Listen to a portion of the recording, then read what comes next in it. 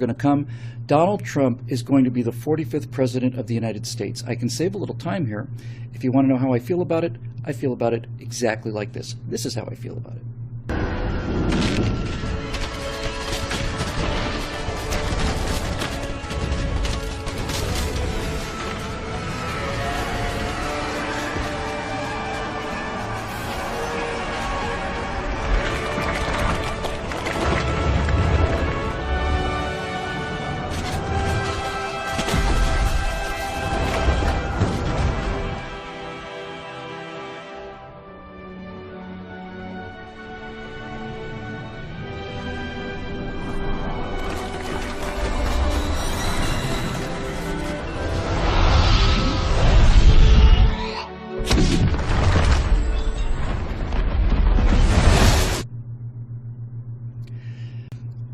In January, Barack Obama is going to hand the keys of the White House over to a person he said is a fool, a lunatic, and 100% unqualified. And what do you think that says about Barack Obama's legacy? What is his legacy?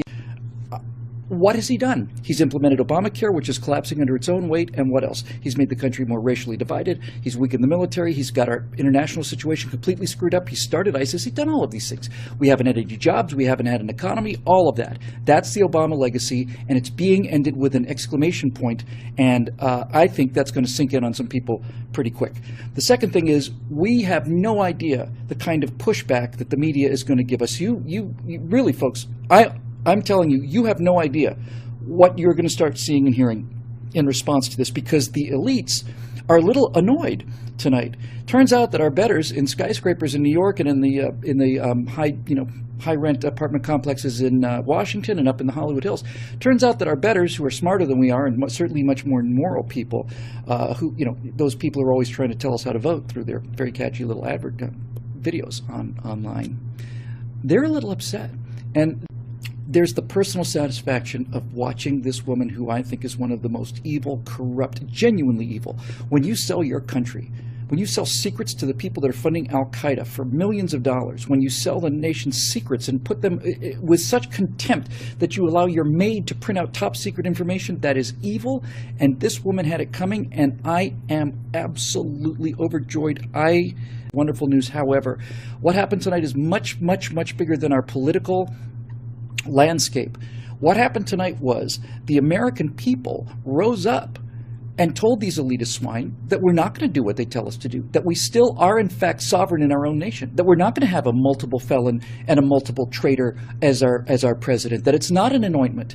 And folks, if it looks like Donald Trump won by a few points, or if he even loses the popular vote, let's just remember that these numbers indicate a 40-point headwind that the media gives to Hillary Clinton, attacking Trump everywhere, covering up her obvious problems. This country, if it was had accurate information, she would have lost by 50 points tonight. 50 points tonight. But the point is, she did lose. And it's a remarkable, remarkable, remarkable thing. It's not going to be a death march now. Now we can actually approach this with joy. We can approach it with joy. The young conservatives out there, to you on college and high school campuses especially, this message is for you. I've had a chance to speak to many of you at many different events over the last year, and you've got guts and you've got brains, you have moral courage. You're fighting up against scream. You're outnumbered 20-1, 50-1, and you stay in there and you show those colors and you're proud of them, and you are going to be the people that's going to return America to moral sanity and fiscal responsibility and limited government and all the rest, because we're going to do it, by God. And I was saying that earlier. We're going to beat these bastards. We're not going to let them win. We wiped them out today. We hurt them really badly. But like everything else, rust never sleeps. Once you mow the lawn, you got to realize the grass starts growing again. The pushback's going to be tremendous. Entropy favors the progressives. Everything wants to run down. People want to do the easy thing rather than the right thing.